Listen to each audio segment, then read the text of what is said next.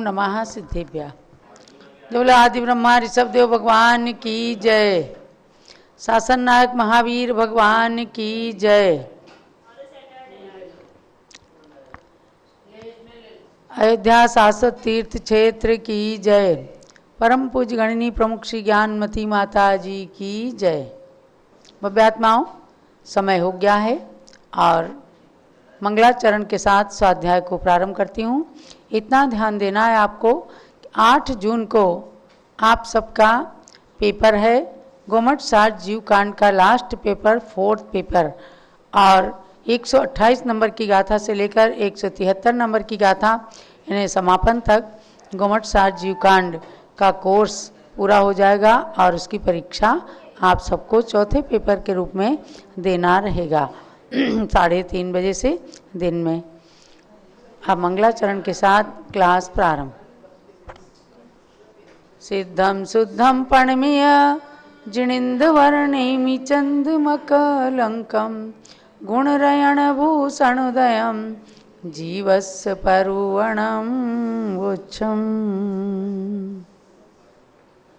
जीव की 20 प्ररूपणाओं में से हम सम्यक्त प्ररूपणा और मार्गणा के अनुसार सम्यक्त मार्गणा में यानी 17 नंबर के प्ररूपणा में चल रहे हैं और इसमें आपने सम्यक्त के स्वरूप को जाना और इसके साथ सम्यक दर्शन को प्राप्त करने वाले मनुष्यों की संख्या को जाना और छठे गुण स्थान से लेकर आयोग केवली पर्यंत 3 कम 9 करोड़ मुनीश्वरों की संख्या को जानकर उन सब के चरणों में नमन किया। क्षायिक सम्यक्त के स्वरूप के पश्चात केवली शुद्ध केवली के पादमूल को प्राप्त करने की भावना से ये जानकारी हो गई है कि हमें जब भी क्षायिक सम्यक दर्शन प्राप्त होगा तो कोई ना कोई केवली अथवा शुद्ध केवली का पादमूल अवश्य चाहिए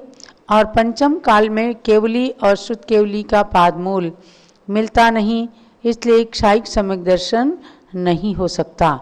अब आगे चलती हूँ। क्षायिक सम्यक्त के बाद वेदक सम्यक्त। वेदक सम्यक्त मतलब इसका दूसरा नाम क्षयोपशम सम्यक दर्शन भी है। क्षयोपशम सम्यक्त उसका लक्षण गाथा नंबर 154 पेज नंबर 138। दंसण मोहुदयादो उपज्जय जंपयत सद्दहणम चलमलिन मगाणम तम वेदय सम्मतमिति जाने। सामूहिक रूप में गाथा पढ़िएगा। दंसण मोहुदयादो उपजय जंपयत सद्दहणम चलमलिनमगाढं तं वेद सम्मतमिति जाने। दर्शन मोहोदयादुत्पद्यते यत्पदार्थ श्रद्धानं चलमलिनमगाढं तद् वेदक सम्यक्तमिति जानी। वेदक वेदन कराने वाला और इसका दूसरा नाम क्षयोपशमिक यानी कुछ कर्म प्रकृतियों का उदयाभावी क्षय, कुछ का सदवस्था रूप उपशम और कुछ का उदय। ऐसी अवस्था में वेदक सम्यक दर्शन प्रकट होता है। तो दर्शन मोहनीय प्रकृतियां कौन सी हैं? सम्यक्त मोहनी प्रकृति के उदय से पदार्थ का जो चल मलिन और अगाढ़ रूप श्रद्धान होता है उसको वेदक सम्यक्त कह दिया गया है। अब क्या है चल मलिन और अगाढ़, ये क्या चीजें हैं? यानी कि जो क्षायप सम्यक दर्शन है, वेदक सम्यक दर्शन है, तो वह अनंतानुबंधी चतुष्क यानी क्रोध मान माया लोभ और मिथ्यात्व, सम्यक मिथ्यात्व और सम्यक्त प्रकृति, इन 7 प्रकृतियों में से किन्हीं का उदयाभावी क्षय, किसी का सदवस्था रूप उपशम और किसी के उदय से ये सम्यक दर्शन जो प्रकट होता है। तो उसमें बताया गया कि मिथ्यात्व और सम्यक मिथ्यात्व और अनंतानुबंधी चतुष्क, ये जो 6 प्रकृतियां हैं, इनका उदयाभावी क्षय होता है या सर्वथा क्षय हो जाता है, और उपशम हो चुकने पर सर्वथा क्षय या उदयाभावी क्षय। उदयाभावी क्षय का मतलब है जिनका उदय अभी नहीं है, तो वो उदयाभावी उदय के अभाव में क्षय रूप में दिखते हैं। जैसे उदय आया तो क्षय पन्ना समाप्त हो जाता है। और उपशम माने शांत हैं, तो इनका उपशम आदि हो चुकने पर, किंतु जो छठी के बाद 7वीं प्रकृति है, अवशिष्ट जो सम्यक्त प्रकृति है, उसका उदय रहने पर पदार्थों का जो श्रद्धान होता है, उसको वेदक सम्यक्त इसलिए कहा कि सम्यक्त प्रकृति के उदय जनित उसके अंदर चलता, मलिनता और अगाढ़ता, ये 3 दोष उत्पन्न होते रहते हैं।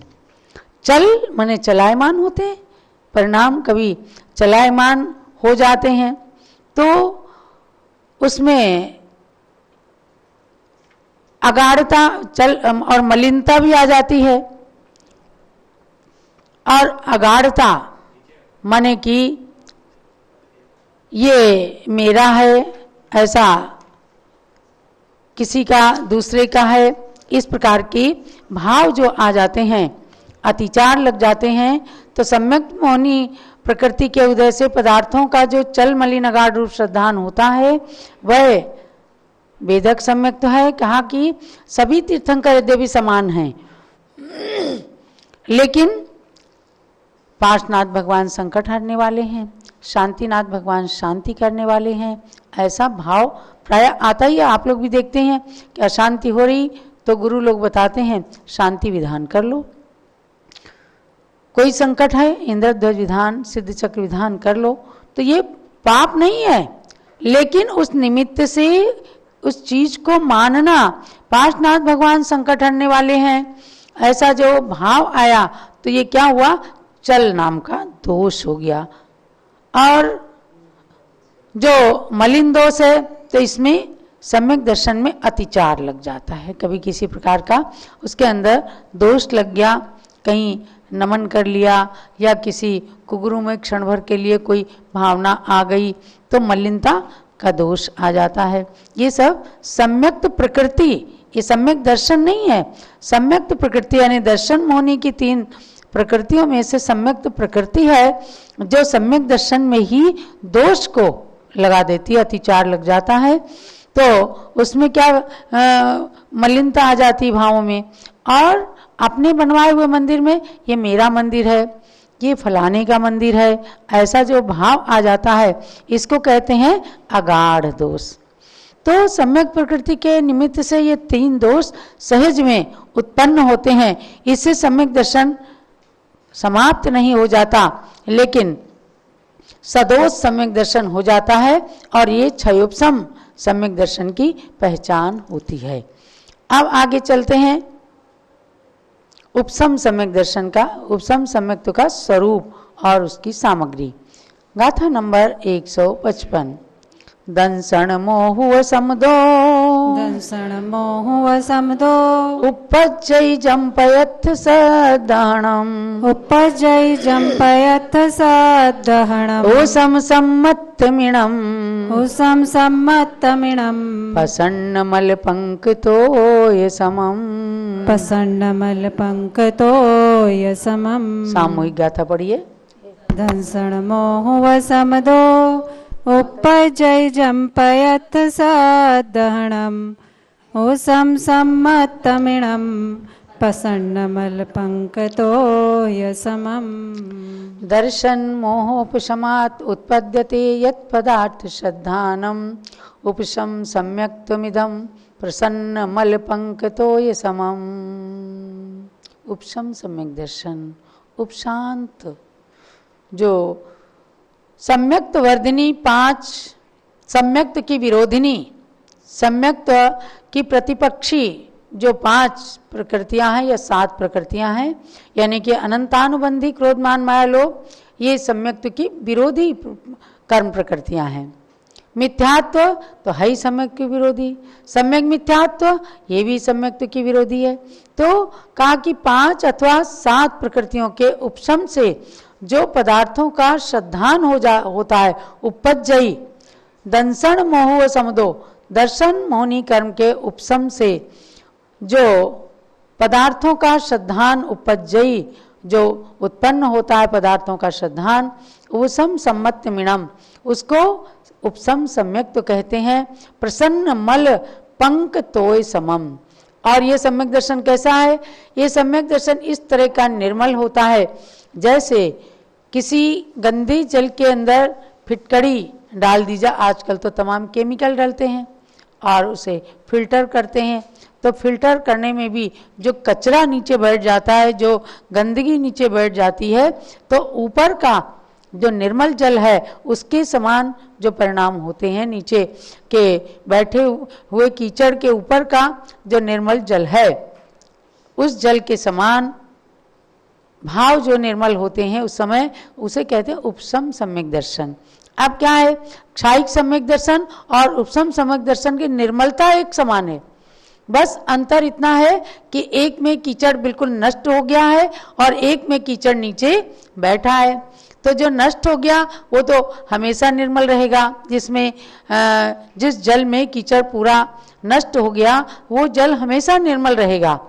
ऐसे ही जो कर्म प्रकृति जिसमें से नष्ट हो गई तो वह हमेशा भाव निर्मल होने के कारण क्षायिक सम्यक को प्रकट करा देंगे। और उपशम सम्यक दर्शन में जो नीचे मल बैठा है, कर्म प्रकृति बैठी है, मल को उत्पन्न करने वाली, निमित्त मिलते ही जैसे हलन चलन हुआ जल में, तुरंत जल गंदा हो जाएगा, कीचड़ सहित हो जाएगा। ऐसे ही परिणाम भी अपने गंदे हो सकते हैं। निर्मल जल के अंदर भी जरा भी खलबली होते ही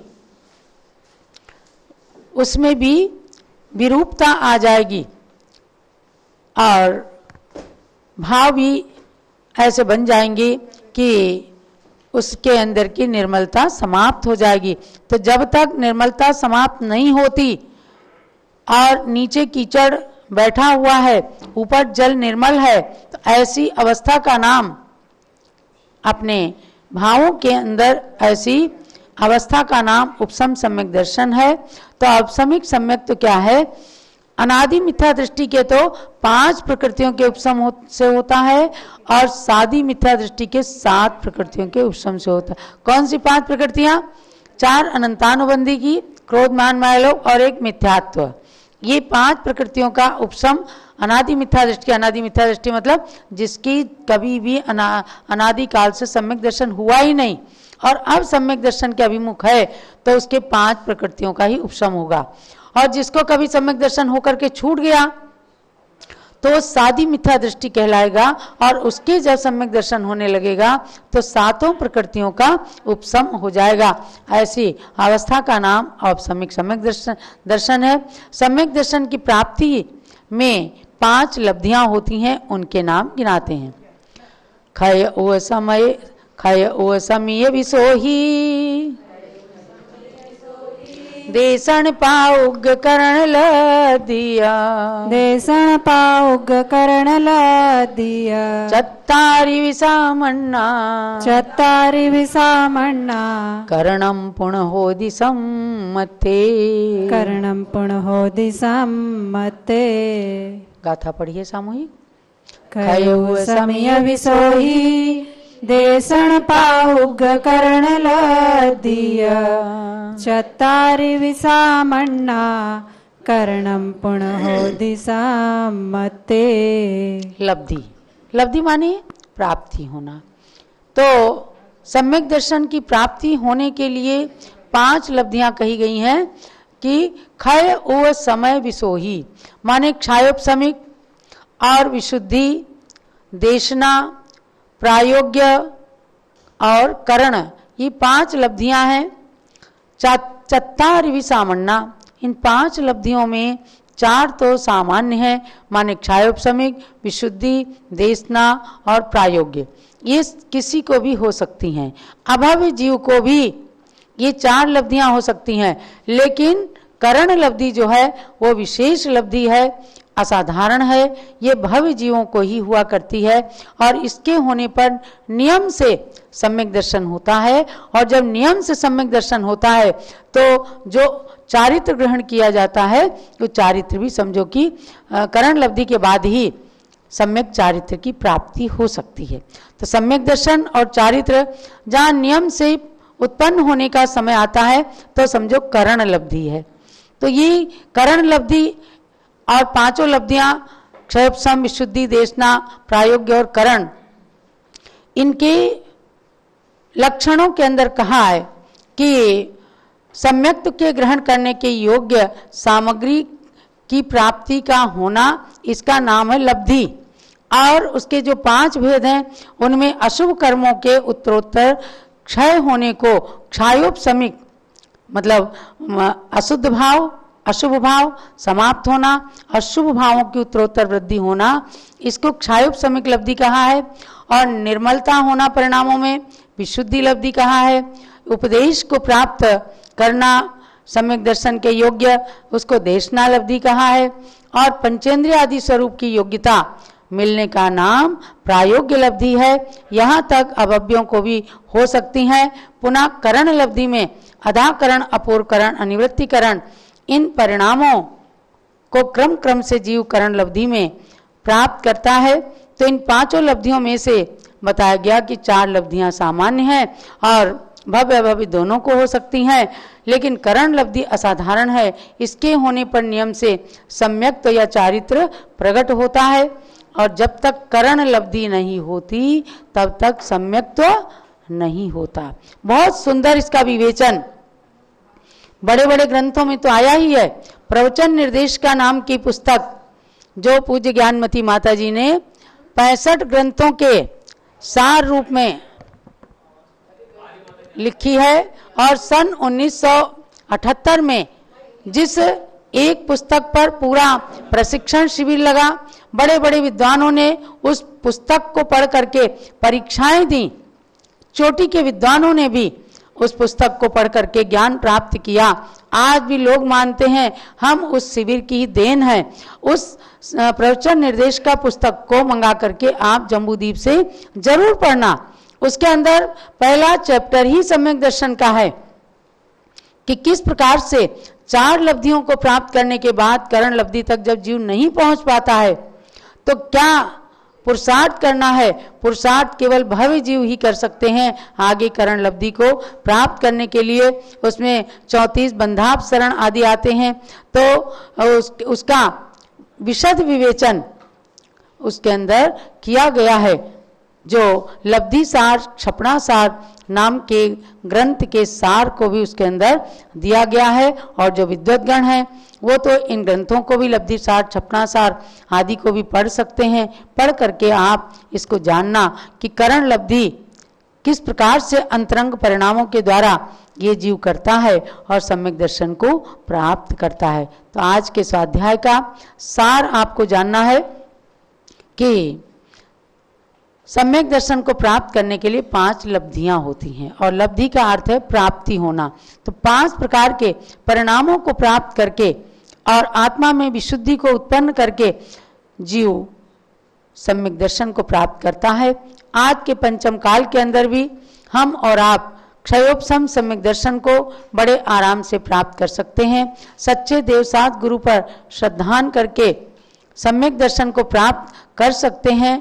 और उसके लिए रत्नकरण श्रावकाचार्य में कहा कि यदि प्रत्यनीकानि भवन्ति भव पद्धति सदृष्टि ज्ञान वृत्तानि धर्मम धर्मेश्वरा विदु यदि प्रत्यनीकानि भवन्ति भव पद्धति।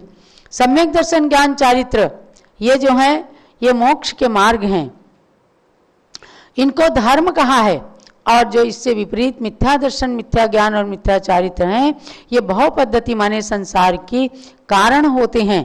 तो उनमें सम्यक दर्शन सर्वप्रथम होता है, उसके बाद ही आगे सम्यक ज्ञान और सम्यक चारित्र की बात आती है, उसको प्राप्त करने की योग्यता आती है।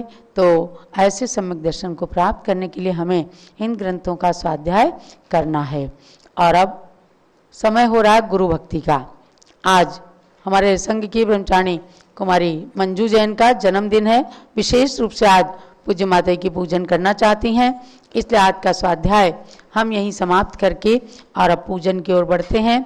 तीनों आचार्य महाराज के श्री चरणों में अर्घ्य चढ़ाकर पूज्य माता की पूजन करेंगे। पुनः मंजू जैन के द्वारा बनाए गए मिष्टान्न के द्वारा आज पूज्य माता के चरणों में मंत्र करके और इन फल नैवेद्य आदि को मंत्रित करके और सभी को वितरित करना चाहती हैं, सबके अंदर ज्ञान की प्राप्ति हो। तो अब चलिए अर्घ्य चढ़ाइएगा। प्रथमाचार्य शांति सागर के पद में अर्घ्य समर्पण है। वीर सिंधु अरुणेमि सिंधु आचार्य के पद का अर्चन है। परम तपस्वी तीनों गुरु शिव पद साधक कहलाते हैं। इन पद में चंदनामती हम अर्घ्य का थाल चढ़ाते हैं। ओम ह्रीं 20वीं सदी के प्रथमाचार्य श्री शांति सागर महामुनीन्द्राय तत्शिष्य श्री वीर सागराचार्य नेमि सागराचार्य त्रय मुनीन्द्रेभ्यो अर्घ्यम निर्पामीति स्वाहा। जलो आचार्य श्री शांति सागर महाराज की जय।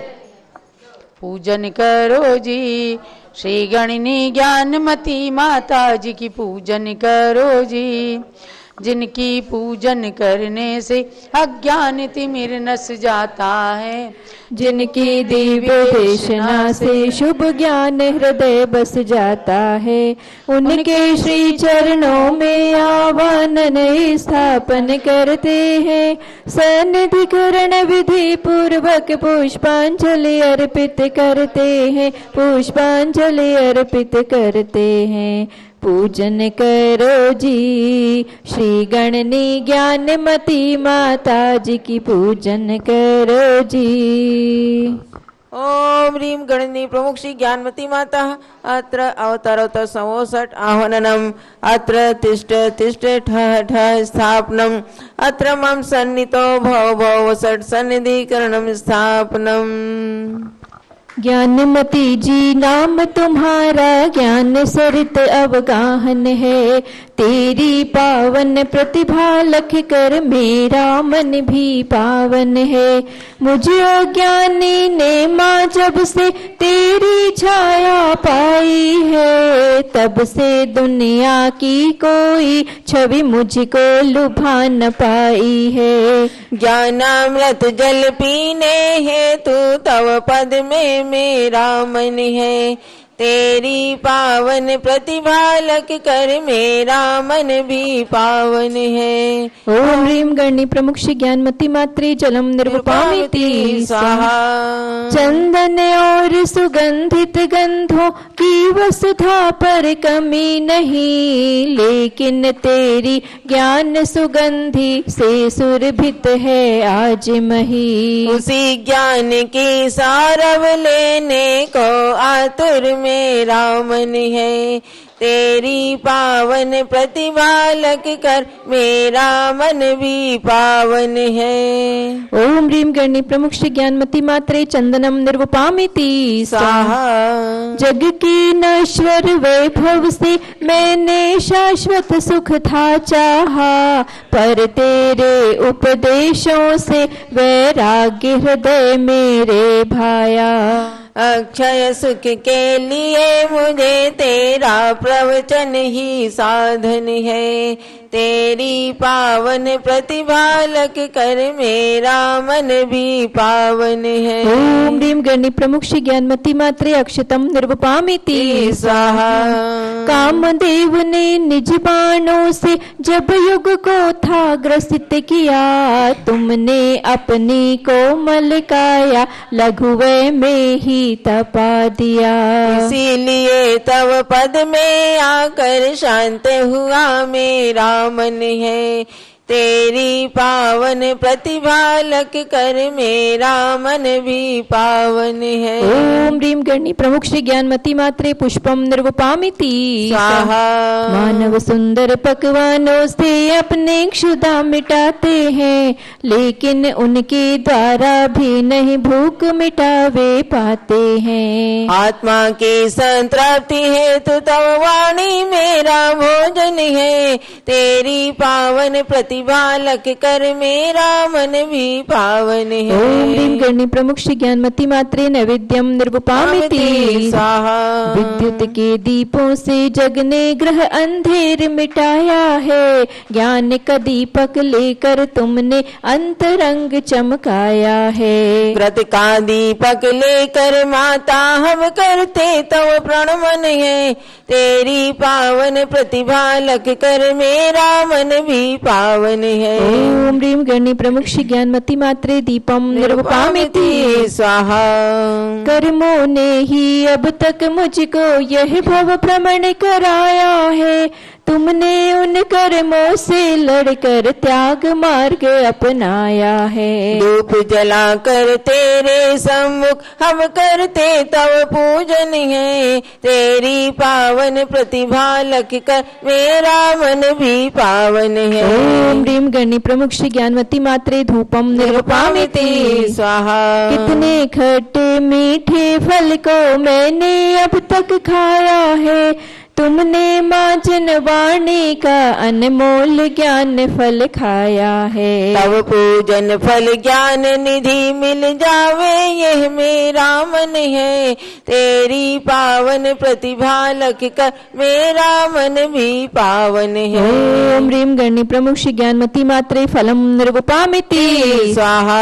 पिच्छिक मंडल उधारी माता नमन तुम्हें हम करते हैं, अष्ट द्रव्य का थाल जाकर अर्घ्य समर्पण करते हैं। युग की पहली ज्ञानमती जी के चरणों में अभिवंदन है,